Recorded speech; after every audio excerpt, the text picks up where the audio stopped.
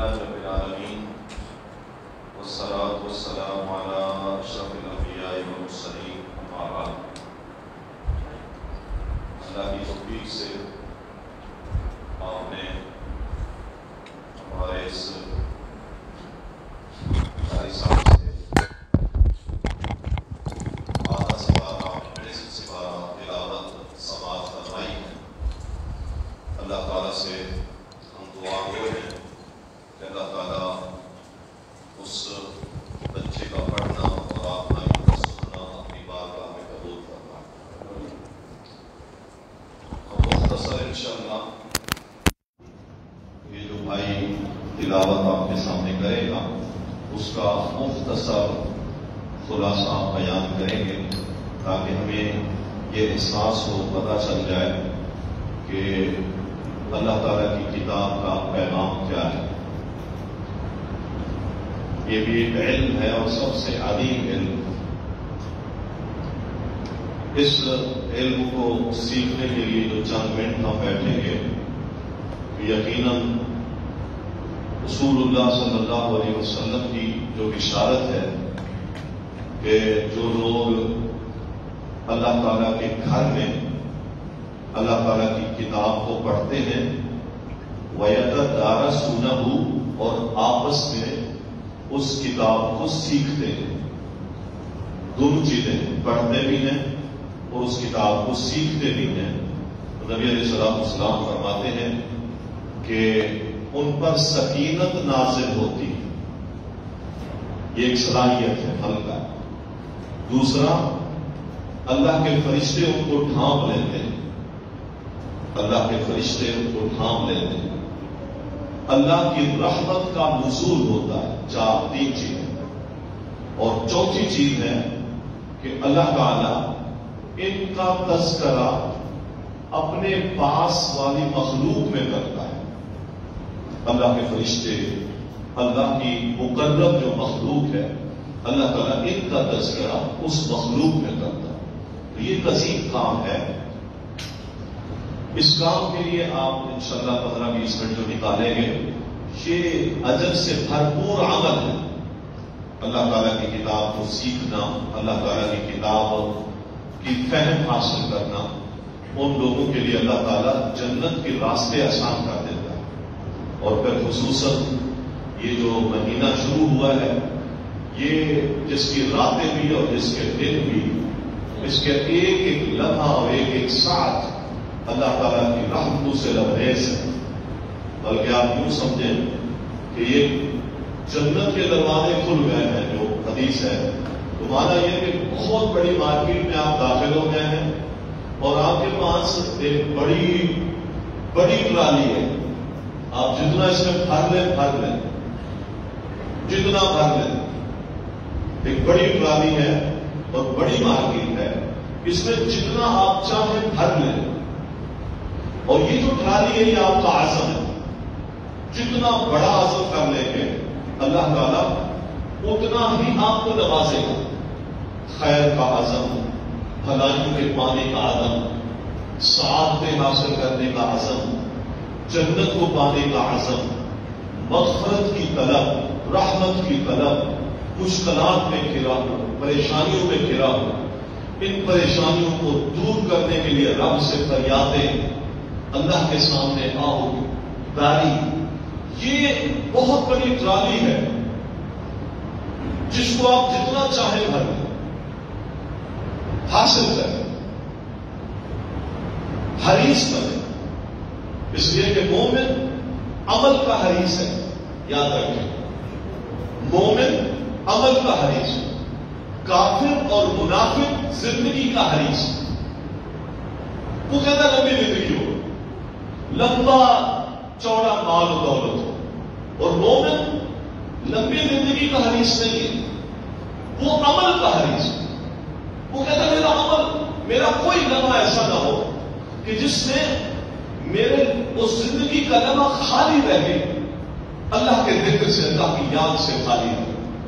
تو مومن حریص ہوتا ہے عمل کا. وہ زندگی کے ہر لمحے میں کوشش کرتا ہے مجھے اللہ تعالیٰ کی رضا کے اعمال حاصل ہو. تو اس کی حرص کو بھی بڑھا دیں اس مہینے میں، اس حرص کو بھی بڑھائیں اور اس احساس کو بیدار کریں. ہم یاد رکھیں کہ اللہ تعالیٰ نے جو مہینہ ہمیں عطا کیا ہے اس کی عظمت کا ادراک کریں. عظمت کا ادراک کریں گے نا کہ اس کی عظمت کتنی ہے، اس کا ادراک کریں، اس کا احاطہ کریں، پھر حریص بنیں گے. عظمت کا ادراک جب نہیں ہوتا تو مارکیٹیں کھلی ہیں، جائزہ فلم بھی کھلا ہے، فلاں بھی کھلا ہے، لوگ وہاں بھی ہے. عظمت کا ادراک نہیں ہے کہ کیا چیز میری جا رہی ہے اور کیا چیز میں حاصل کر رہا ہوں.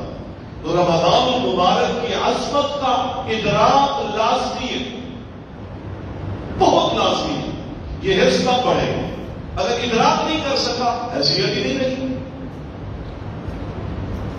بہت اس کے لیے ایک حدیث سناتا ہوں. رسول اللہ صلی اللہ علیہ وسلم کے پاس وہ لوگ دور دراز سے آئے اور مسلمان ہو گئے. دو آدمی تھے، ایک سال کے بعد ایک فوت ہو گیا، ایک سال کے بعد ایک آدمی فوت ہو گیا، دوسرے سال دوسرا آدمی فوت ہوا. ایک صحابی نے خواب میں دونوں کو دیکھا، جنت کا دروازہ کھلا ہے اور جنت کے اندر سے ایک شخص آتا ہے، اس شخص کو پہلے جنت لے جاتا ہے جو بعد میں مرا، اور اس شخص کو بعد میں جنت لے جاتا ہے جو پہلے فوت ہوا. جو پہلے فوت ہوا وہ شہید تھا اور جو بعد میں فوت ہوا وہ عام اپنے بستر پہ فوت ہوا. شہید کو بعد میں لے گیا اور جو ایک سال بعد اپنے بستر پہ فوت ہوا اس کو پہلے جنت پہ لے گیا. اور جس صحابی نے خواب دیکھا اس کو کہا کہ تو بھی جنت کے دروازے میں کھڑا ہوا ہے، تو واپس چلا جا، ابھی تیرا ٹائم نہیں ہوا، ابھی تیرا ٹائم نہیں. سوچ خواب کتنا عظیم ہے کہ وہ اپنی زندگی میں صحابی جنت کو دیکھتا ہے، جنت کا دروازہ دیکھتا ہے. اور کرے کتنی روحانیت، اس کی روح، اس کی فکر، اس کی سوچ کتنی بکھری ہوئی ہوگی کہ وہ رات کو سوتا ہے تو جنت دیکھتا ہے. اللہ، جنت دیکھتا ہے. ہم کیا دیکھتے ہیں؟ ڈرونے خواب دیکھتے ہیں، خون دیکھتے ہیں، ہم عجیب عجیب مصیبتیں دیکھتے ہیں. اس لیے کہ ہماری روحوں میں اللہ تعالیٰ کی وہ محبت کی چاشنی نہیں ہے. خاص وہ رسول اللہ صلی اللہ علیہ وسلم کے سامنے پیش ہوا تو صحابہ نے تعجب کیا کہ اللہ کے رسول صلی اللہ علیہ وسلم جو شہید ہوا ہے وہ پہلے چلا گیا اور جو شہید ہوا وہ بعد میں جنت گیا اور جو ایک سال بعد فوت ہوا ہے وہ پہلے جنت چلا گیا. تو یہ کیا مسئلہ ہے؟ ورنہ تم تعجب کیوں کرتے ہو؟ اس بات پر تم تعجب کیوں کرتے ہو؟ اس میں تعجب کی کیا بات ہے؟ کیا جو پہلے جنت کیا ہے وہ ایک سال تک زندہ رہا کہ نہیں؟ شہید ہونے والے کے بعد ایک سال وہ زندہ رہا؟ فرما ہاں رہا. فرما اس نے جو سال زندہ رہا رمضان کے روزے رکھے کہ نہیں؟ اس کی زندگی میں رمضان آیا؟ فرما ہاں آیا. اس نے روزے رکھے؟ ہاں رکھے. اس نے نماز پڑھی؟ فرما ہاں پڑھی. فرمایا اس کے روزوں نے اور اس کی نماز نے اس کو اس شہید سے اللہ کے ہاں درجہ اتنا بڑا دلا دیا جتنا زمین و آسمان کے درمیان فاصلہ. یعنی زندگی لمبی ملی اس کو اور موقع ملا رمضان کا. تو محترم بھائیوں، زندگیاں اللہ نے ہمیں دی، پھر رمضان کے موقع بھی دیے، پھر رمضان کے ساتھ قرآن، تہجد، قیام اللیل، صلاۃ شہر رمضان، اس کے مواقع بھی لہذا ان کو غنیمت سمجھیں. یہ ادراک ضروری ہے. ہمارے ہاں ابتدا ایک جوش ہوتا ہے، ہم چند دن، 8 4 دن 10 دن نظر آتے ہیں، اس کے بعد پھر وہ ادراک ختم ہو جاتا ہے، وہ جذبہ ختم ہو جاتا ہے، وہ محبت ختم ہو جاتی ہے. نہیں، اس ادراک کو اپنے ذہن میں رکھیں کہ اس کی ابتدا چاند کے نظر آنے کے بعد شوال کا چاند نظر آنے تک اس کی قیمتی لمحات، قیمتی گھڑیاں اس کو ضائع نہ کریں. آپ نے سورۃ فاتحہ سنی، اس کے کئی نام ہیں اور یہ بات یاد رکھیں جس کے نام زیادہ ہوتے ہیں اس کی فضیلت بھی زیادہ ہوگی. جتنے نام زیادہ ہوں گے اس کی فضیلت بھی زیادہ ہوگی. اس سورت کی فضیلت بہت زیادہ ہے. صحیح روایتیں موجود ہیں. دیوانے پر پڑھی گئی، اللہ تعالیٰ نے اس دیوانے کی دیوانگی ختم کر دیوانے پر ظاہر جس پہ ایک موذی جانور کا زہر اثر کر چکا تھا اس پر دم کیا گیا تو وہ زہر ختم ہو گیا. اس پر اللہ کے رسول صلی اللہ علیہ وسلم کو بتایا گیا کہ یہ سورت ہم نے اس دروازے سے، وہ دروازہ آسمان کا جو آج تک نہیں کھلا، اس دروازے سے نازل کی اور اس کو وہ فرشتہ لے کر آیا ہے نبی علیہ الصلوۃ والسلام پر جو آج تک زمین پر نازل نہیں ہو. اور یہ سورت ہم نے آپ کو عطا کی ہے. یہ سورت آج تک کسی سابقہ پیغمبروں میں سے کسی کو نہیں ہوئی. اس کی ایک مختصر فضیلت جو آپ کو بیان کی ہے، تو جو شخص یہ سورت پڑھتا ہے، یہ سورت اور سورت بقرہ کی آخری آیات آمن الرسول بما، اس میں جو کچھ ہے اللہ تعالیٰ بندے کو وہ عطا کرتا ہے. اس سورت کا دم کرنے سے بیماریاں ختم ہو جاتی ہیں، پریشانیاں ختم ہو جاتی ہیں، دکھ تکلیفیں ختم ہو جاتی ہیں. صحیح باتیں میں نے آپ کو بیان کی. اللہ کے رسول صلی اللہ علیہ وسلم نے سورت کو شفا، سورت الشفا کہا. یہ شفا دینے والی سورت ہے. اس کے ساتھ ساتھ نبی علیہ السلام کی حدیث ہے کہ لا صلاۃ لمن لم یقرأ بفاتحۃ الکتاب، جو شخص نماز میں سورت فاتحہ نہیں پڑھتا اس کی نماز نہیں.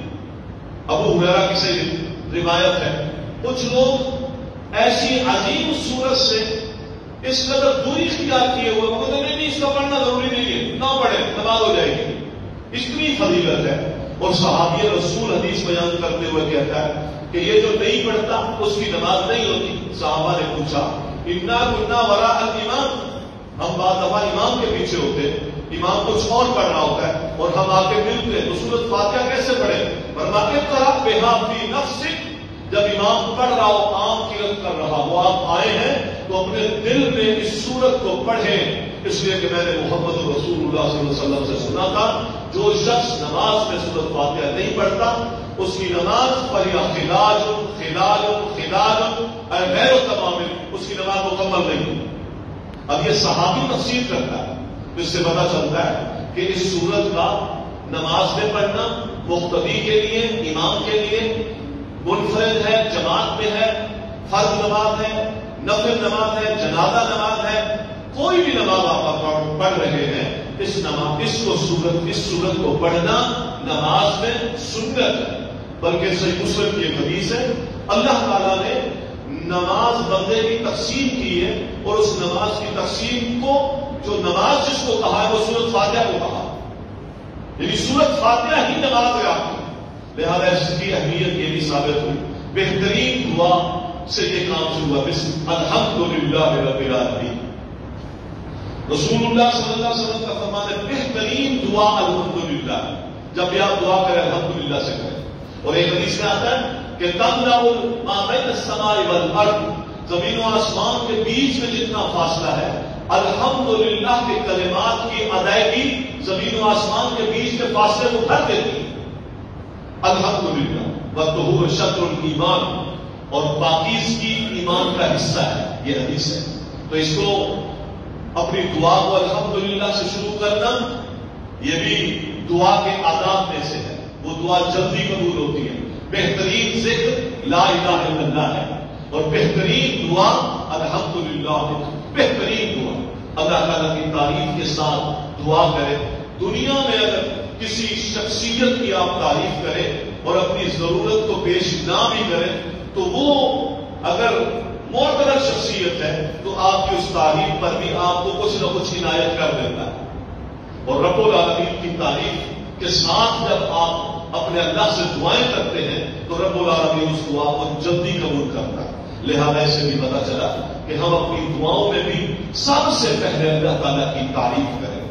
اس کو سورت الدعا بھی کہتے ہیں، یعنی دعا اس میں ساری دعا ہے. بندہ اپنے رب سے دعا کرتا ہے یا اللہ صراط مستقیم پر چلا دے، یا اللہ ان لوگوں کے رستے سے بچا دے جن پر تیرے غضب ہوئے، یہودیوں کی راہ، یا اللہ ان سے بھی بچا دے ان کے رستوں سے جو گمراہ ٹھہرے.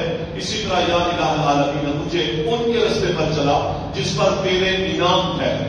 یہ 3 لوگ ذکر کیے، 3 لوگ. اس سے پتا چلتا ہے کہ انعام جن پر ٹھہرے وہ کون لوگ ہیں؟ انبیاء، شہداء ہیں، صالحین. یا اللہ مجھے ان کے رستے پر چلا.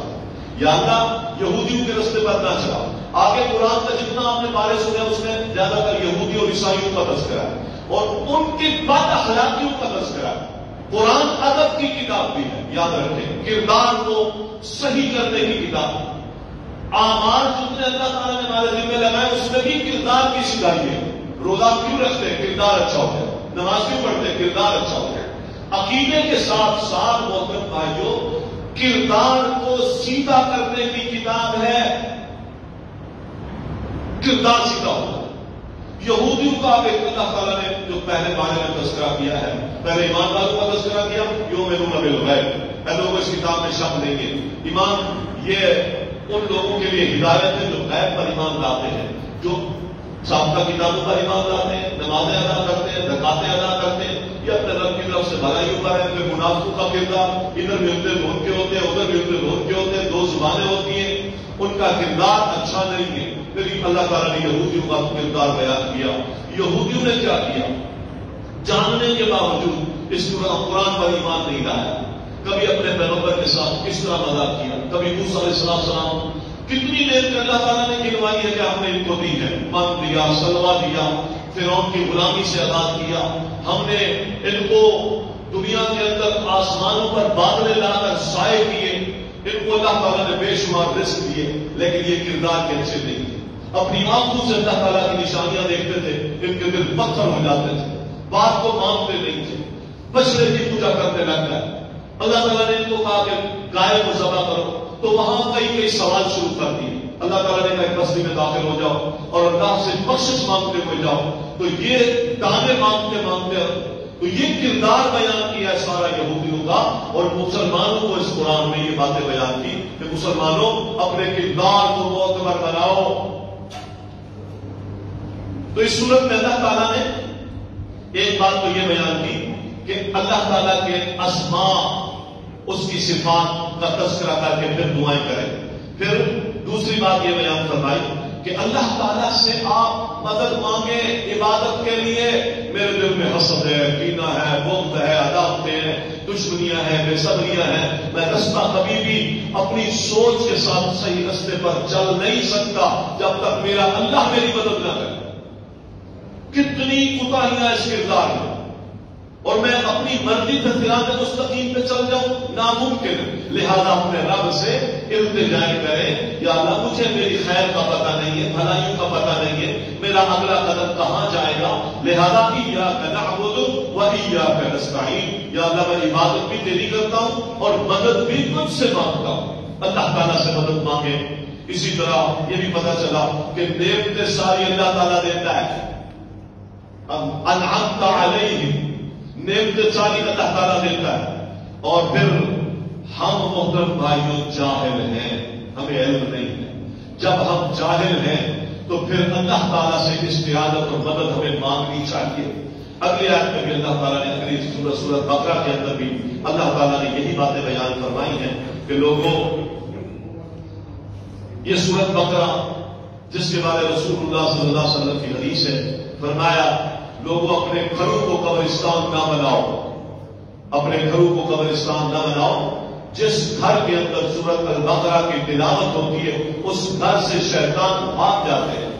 لہذا اپنے گھروں کے اندر اس سورت کو پڑھنا، اس سے شیطان بھاگ جاتا ہے. اور اسی طرح الف لام میم کا جو کلمہ ہے محترم بھائیوں، اس کا صحیح معنی یہ ہے کہ یہ ایک راز کا کلمہ ہے. اس کا معنی اللہ کے علاوہ کسی کو علم نہیں ہے. اس کے بعد اللہ تعالیٰ نے ایمان بالغیب کی بات کی. ختم اللہ علی قلوبہم، کچھ بد نصیب ایسے اللہ نے ان کے دلوں پر مہریں لگا دی. مہر کیوں لگائی؟ ایک جگہ اللہ تعالیٰ کہتے ہیں ہم نے ان کے دلوں پر مہریں بے کفر، ان کے کفر کی وجہ سے لگا.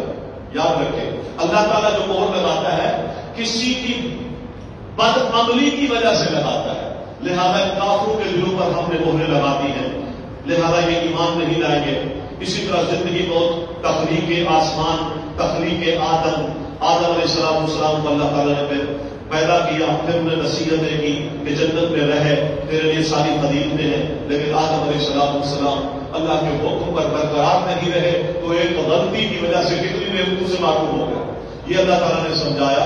بعض دفعہ انسان اپنی غلطیوں کی وجہ سے بڑی بڑی نعمتوں سے محروم ہو جاتا ہے، لہذا اللہ تعالیٰ کی نافرمانیوں سے بچ جاؤ. پھر آسمان سے اللہ تعالیٰ نے زمین پر اتارا.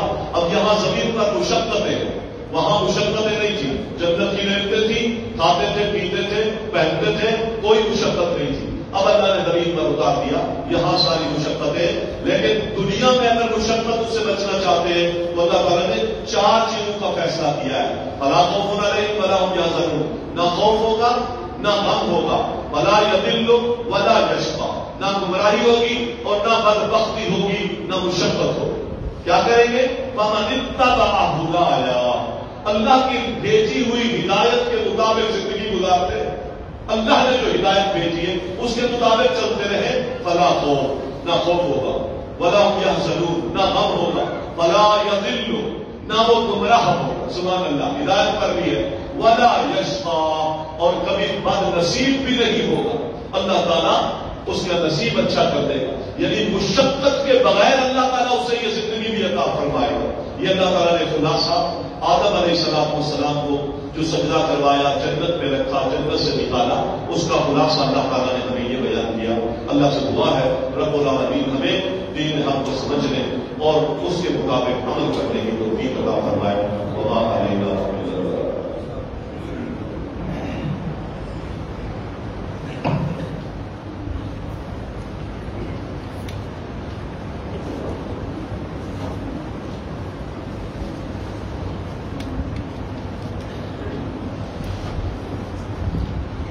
اسٹیچو اٹھا کے پیچھے لے لو.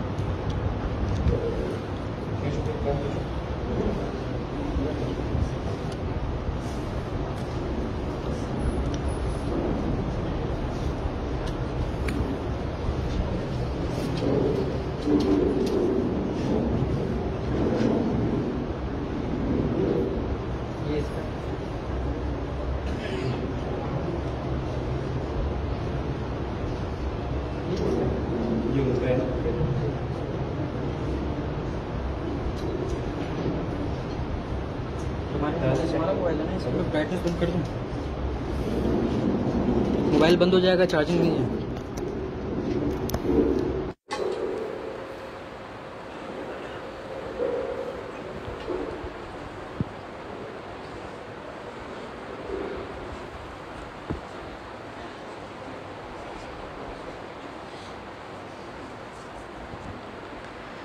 اللہ اکبر.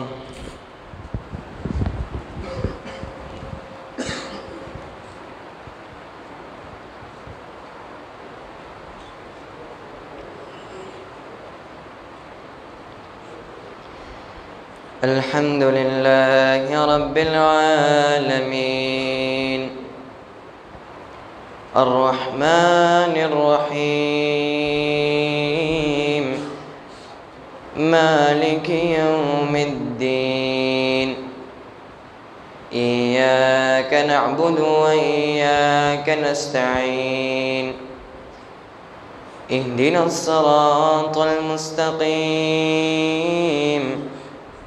صراط الذين أنعمت عليهم غير المغضوب عليهم ولا الضالين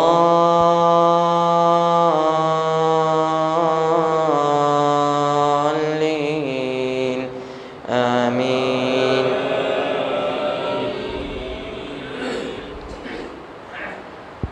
ولقد آتينا موسى الكتاب وقفينا من بعده بالرسل وآتينا عيسى ابن مريم البينات وأيدناه بروح القدس أفكلما جاءكم رسول بما لا تهوى أنفسكم استكبرتم ففريقا كذبتم وفريقا تقتلون وقالوا قلوبنا غلف بل لعنهم الله بكفرهم فقليلا ما يؤمنون ولما جاءهم كتاب من عند الله مصدق لما معهم وكانوا من قبل يستفتحون على الذين كفروا فلما جاءهم ما عرفوا كفروا به فلعنة الله على الكافرين بئس ما اشتروا به أنفسهم أن يكفروا بما أنزل الله بغيا أن ينزل الله من فضله على من يشاء من عباده